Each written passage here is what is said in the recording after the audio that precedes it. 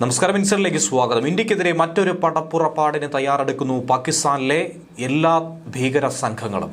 പാക് സർക്കാരിന്റെ പിന്തുണയോടുകൂടി പാക് ഭീകരർ, അത് ലഷ്കർ ഇ തൈബയും ജെയ്ഷെ മുഹമ്മദും അങ്ങനെ ISIയും ഒക്കെ തന്നെ ഒന്നിച്ചു ചേർന്നുകൊണ്ട് ഇന്ത്യക്കെതിരെ വലിയൊരു ആക്രമണത്തിനുള്ള പദ്ധതിയാണ് ഇടുന്നതെന്നാണ് മുന്നറിയിപ്പ്. നുഴഞ്ഞുകയറ്റമാകട്ടെ അതിർത്തി മേഖലകളിൽ വർദ്ധിക്കുന്നു. ഇന്ത്യക്കെതിരായ ഈ സംഘടിത ആക്രമണത്തെ ഒന്നിച്ചു നിന്ന് ചെറുത്ത് തോൽപ്പിക്കാനായി എല്ലാ ഏജൻസികൾക്കും മുന്നറിയിപ്പ് നൽകിയിരിക്കുന്നു. രാജ്യം തന്നെ അതീവ ജാഗ്രതയിൽ കടന്നുപോകുന്ന മണിക്കൂറുകൾ. പഹൽഗാം ഭീകരാക്രമണത്തിന് തക്ക മറുപടിയായി 6 മാസങ്ങൾക്ക് മുൻപായിരുന്നു ഇന്ത്യൻ സൈന്യം ഒരു ഓപ്പറേഷൻ സിന്ദൂർ എന്ന സൈനിക നടപടി നടത്തി അതിഭീകരമായ നാശനഷ്ടങ്ങൾ പാകിസ്ഥാനും അതുപോലെ തന്നെ ഭീകര കേന്ദ്രങ്ങൾക്കും 100ഓളം ഭീകരരുടെ ജീവനെടുത്തുമൊക്കെ തന്നെ പ്രതികാരം വീട്ടിയത്, മറുപടി നൽകിയത്. എന്നാൽ അതിന് പിന്നാലെ 6 മാസത്തിനിപ്പുറം അവർ നടത്തിയ തയ്യാറെടുപ്പ് തന്നെയാണ് ഇന്ത്യക്കെതിരായി ആസൂത്രണം ചെയ്യുന്നതെന്ന് വേണം മനസ്സിലാക്കാൻ. ജമ്മു കാശ്മീരിൽ വീണ്ടും ഭീകരാക്രമണങ്ങൾക്കാണ് പാക് ഭീകര സംഘടനകൾ കോപ്പുകൂട്ടുന്നത്. ലഷ്കർ ഇ തൈബയും ജെയ്ഷെ മുഹമ്മദും കൈകോർത്തുകൊണ്ട് ഒരു സംയുക്ത ആക്രമണ പദ്ധതി തയ്യാറാക്കി കഴിഞ്ഞുവെന്നാണ് രഹസ്യാന്വേഷണ ഏജൻസികൾക്ക് കിട്ടിയിരിക്കുന്ന വിവരം. ഈ സാഹചര്യത്തിൽ കശ്മീർ താഴ്വരയിൽ അതീവ ജാഗ്രത പുലർത്താനുള്ള നിർദ്ദേശമാണ് നൽകുന്നത്. ഓപ്പറേഷൻ സിന്ദൂറിലൂടെ ഭീകരർക്ക് നൽകിയിരിക്കുന്ന നഷ്ടം അത് അവർക്ക് ചിന്തിക്കാൻ പോലും കഴിയാത്തതാണ്. എന്നിരുന്നാലും ഈ തിരിച്ചടികൾക്ക് പിന്നാലെ പാക് കേന്ദ്രീകരിച്ചുള്ള ഭീകര സംഘടനകൾ ഏറെക്കാലമായി ഒന്ന് പിന്നിലേക്ക് പോയിരുന്നു. ഇന്ത്യയോട് മുട്ടാനായി ഒന്ന് ഭയപ്പെട്ടിരുന്നു. പക്ഷേ ഇപ്പോൾ അവർ വീണ്ടും പ്രവർത്തന സജ്ജമാകാനുള്ള ശ്രമങ്ങളാണ് നടത്തിപ്പോരുന്നത്. സുരക്ഷാ വൃത്തങ്ങൾ നൽകുന്ന സൂചന അനുസരിച്ചുകൊണ്ട് ഏതു നിമിഷവും ഒരാക്രമണം നടന്നേക്കും, കരുതിയിരിക്കാം എന്ന രീതിയിൽ തന്നെയാണ് മുന്നറിയിപ്പ് നൽകിയിരിക്കുന്നത്. വിവിധ ഇന്റലിജൻസ് ഏജൻസികളിൽ നിന്ന് കിട്ടിയ വിവരങ്ങൾ സംയോജിപ്പിച്ചുകൊണ്ടുള്ള വിലയിരുത്തലിൽ ഇങ്ങനെ ഒരു നിഗമനത്തിലേക്ക് കടക്കേണ്ടി വന്നിരിക്കുന്നു.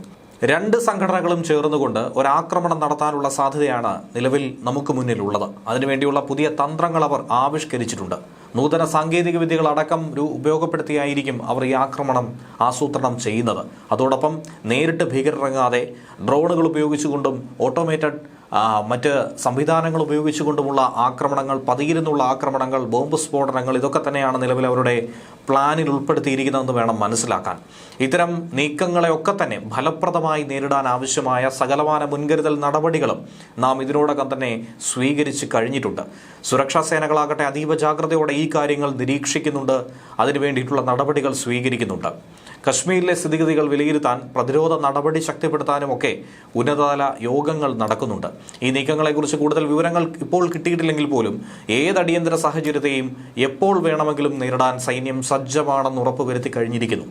പാകിസ്ഥാൻ കേന്ദ്രീകരിച്ച് പ്രവർത്തിക്കുന്ന ലഷ്കർ ഇ തൈബ, ജെയ്ഷെ മുഹമ്മദ് തുടങ്ങിയ ഭീകര സംഘടനകൾ അങ്ങനെയൊരു സംഘടിത ആക്രമണത്തിന് തുനിഞ്ഞാൽ ഇനി ആ സംഘടനയെ പോലും ഭൂമുഖത്ത് വെച്ചു പൊറുപ്പിക്കില്ല എന്നുള്ള രീതിയിൽ തന്നെയാണ് പ്രതിരോധ വൃത്തങ്ങൾ നടപടിയെടുത്തിരിക്കുന്നത്.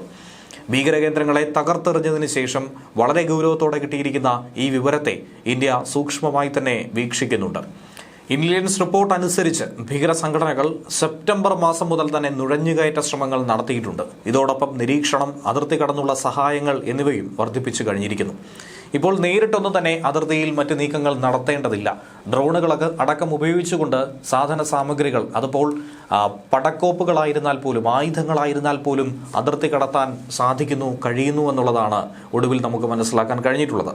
പാകിസ്ഥാന്റെ സ്പെഷ്യൽ സർവീസസ് ഗ്രൂപ്പിന്റെയും അതായത് SSGയുടെയും ISIയുടെയും ഇന്റർ സർവീസസ് ഇന്റലിജൻസിന്റെയും സഹായത്തോടെ ലഷ്കർ ഇ തൈബയുടെയും ജെയ്ഷെ മുഹമ്മദിന്റെയും യൂണിറ്റുകൾ നിയന്ത്രണ രേഖയിലെ നുഴഞ്ഞുകയറ്റ പാതകളിലേക്ക് ജമ്മു കാശ്മീരിലേക്ക് കടക്കാൻ നീക്കം നടത്തിയെന്ന റിപ്പോർട്ട് കിട്ടിക്കഴിഞ്ഞു. ഇന്ത്യൻ സൈന്യത്തിനും രാഷ്ട്രീയ പ്രവർത്തകർക്കുമെതിരെ ആക്രമണങ്ങൾ കടുപ്പിക്കാൻ വേണ്ടിയാണ് ISI പ്രവർത്തകർക്ക് നിർദ്ദേശം കൊടുത്തിരിക്കുന്നത്. കശ്മീർ താഴ്വരയിലെ അനുഭാവികളെയും സഹായികളെയും ഒക്കെ തന്നെ കണ്ടെത്തി ലഷ്കർ ഇ തൈബ പ്രവർത്തനം തുടങ്ങിക്കഴിഞ്ഞുവെന്നാണ് ഇപ്പോഴുള്ള വിവരം. ഷംഷേർ എന്ന ഭീകരന്റെ നേതൃത്വത്തിലുള്ള ലഷ്കർ ഇ തൈബ യൂണിറ്റ് ഡ്രോണുകൾ ഉപയോഗിച്ചുകൊണ്ട് വ്യോമ നിരീക്ഷണം അടക്കം നടത്തിക്കഴിഞ്ഞിരിക്കുന്നു. ആ റിപ്പോർട്ടുകളും ഈ അവസരത്തിൽ ലഭ്യമാവുകയാണ്. ഇനിയുള്ള ആഴ്ചകളിൽ ചാവേർ ആക്രമണങ്ങൾക്കോ ആയുധങ്ങൾ താഴെ ഇറക്കുന്നതിനോ ഉള്ള സാധ്യത കൂടുതൽ തന്നെയാണ്. മുൻ SSG സൈനികരും ഭീകരരും അടങ്ങുന്ന പാകിസ്ഥാന്റെ ബോർഡർ ആക്ഷൻ ടീമുകളെ പാക് അധീന കശ്മീരിൽ പിന്നെയും വിന്യസിച്ചു കഴിഞ്ഞുവെന്നാണ് ഇന്റലിജൻസ് വിലയിരുത്തൽ. ഇതെന്തോ വലുതിന് വേണ്ടിയിട്ടുള്ള തയ്യാറെടുപ്പാണ്. ഇത് ഇന്ത്യൻ സൈനിക പോസ്റ്റുകൾക്ക് നേരെ അതിർത്തി കടന്നുള്ള ഒരു ആക്രമണ സാധ്യതയെ കൂടി സൂചിപ്പിക്കുന്നുണ്ട്. അതിനുള്ള തയ്യാറെടുപ്പ് അവർ നടത്തിയേക്കുമെന്നുള്ള മുന്നറിയിപ്പ് ലഭിച്ചു കഴിഞ്ഞിരിക്കുന്നു. പാക് അധീന കശ്മീരിൽ ഒക്ടോബറിൽ നടന്ന ഉന്നതതല യോഗങ്ങളിൽ ജമാഅത്തെ ഇസ്ലാമി, ഹിസ്ബുൾ മുജാഹിദീൻ എന്നിവയിലെ മുതിർന്ന ചില നേതാക്കളും ISI ഉദ്യോഗസ്ഥരും ഒക്കെ തന്നെ പങ്കെടുത്തിട്ടുണ്ടായിരുന്നു. നിലവിൽ പാകിസ്ഥാനിൽ നിന്ന് നമുക്ക് ചോർത്തിയെടുക്കാൻ കഴിഞ്ഞിരിക്കുന്ന വിവരങ്ങൾ അനുസരിച്ച് നിഷ്ക്രിയമായ ഭീകര സംഘങ്ങളെ പുനരുജ്ജീവിപ്പിക്കാനും മുൻ കമാൻഡർമാർക്ക് പ്രതിമാസ സ്റ്റൈഫൻഡ് നൽകാനും ഓപ്പറേഷൻ സിന്ദൂറിൽ സംഭവിച്ച നാശനഷ്ടങ്ങൾ പകരം വീട്ടാനും അതിനുള്ള പ്രതികാരം നടത്താനുമുള്ള നിർദ്ദേശമാണ് ഭീകര സംഘടനകൾക്ക് ഈ യോഗത്തിലൂടെ നൽകാൻ തീരുമാനമായിട്ടുള്ളത്. ഇന്ത്യൻ സുരക്ഷാ സേനയ്ക്കും രാഷ്ട്രീയ പ്രവർത്തകർക്കുമെതിരെയുള്ള പ്രതികാര നടപടി എന്ന് തന്നെയാണ് ഇതിൽ പറഞ്ഞിരിക്കുന്നത്. അത് കടുപ്പിക്കാൻ ISI ഭീകര സംഘടനകൾക്ക് വേണ്ടി എല്ലാ തരത്തിലുള്ള ധനസഹായവും നൽകും. കശ്മീർ താഴ്വര അസ്വസ്ഥമാക്കാനുള്ള നടപടികൾ സ്വീകരിക്കാൻ ഉത്തരവിട്ടിരിക്കുന്നു.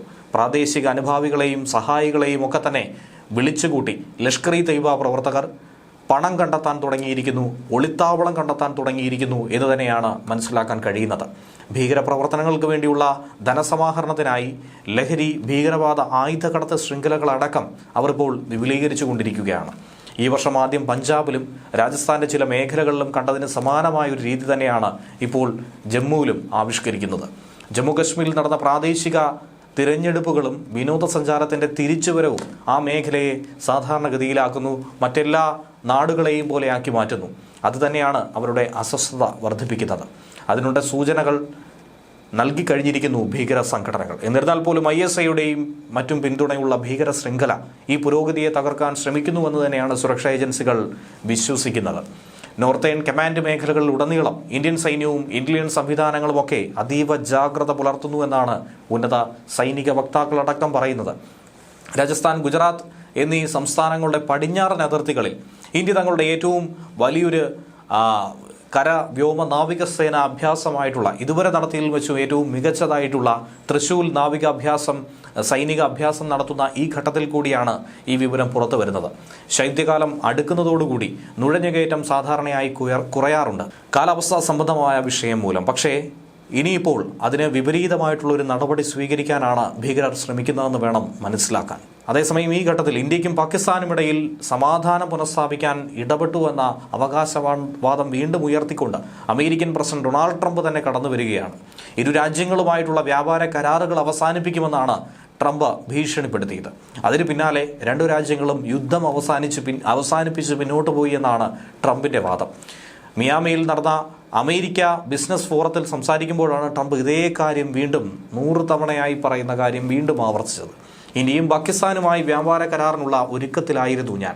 ആ സമയത്താണ് രണ്ടു രാജ്യങ്ങളും യുദ്ധത്തിലേക്ക് പോവുകയാണെന്ന വാർത്ത ചില പത്രങ്ങളുടെ മുൻപേജിൽ കണ്ടത്. 7 വിമാനങ്ങൾ വെടിവെച്ചിട്ടെന്നും 8ാമത്തെ വിമാനത്തിന് സാരമായ നാശനഷ്ടമുണ്ടായെന്നും അറിഞ്ഞു. ആകെ മൊത്തം 8 യുദ്ധവിമാനങ്ങൾ വെടിവെച്ചിട്ടു. ഇത് യുദ്ധവിമാനമാണെന്നും രണ്ടു രാജ്യങ്ങളും അതിലേക്ക് നീങ്ങുകയാണെന്നും എനിക്ക് മനസ്സിലായി. ഇരുവരും ആണവ രാജ്യങ്ങളുമാണ്.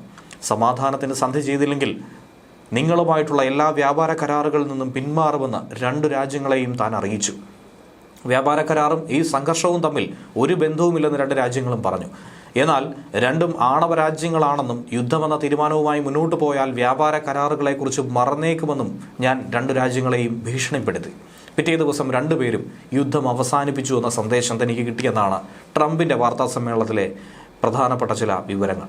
യുദ്ധം അവസാനിപ്പിച്ചത് പാകിസ്ഥാൻ കമാൻഡർമാരുടെ അഭ്യർത്ഥന പ്രകാരമാണെന്ന് ഇന്ത്യ നിരവധി വട്ടം എടുത്തു പറഞ്ഞിട്ടുള്ളതാണെങ്കിൽ പോലും ട്രംപ് ഇതേ വാദം ആവർത്തിച്ച് ഇതിന്റെ ക്രെഡിറ്റ് അടിച്ചെടുക്കാനുള്ള ശ്രമം വീണ്ടും നടത്തുകയാണ്. ന്യൂസ് ഡെസ്ക്, മലയാളി വാർത്ത ഇൻസൈറ്റ്.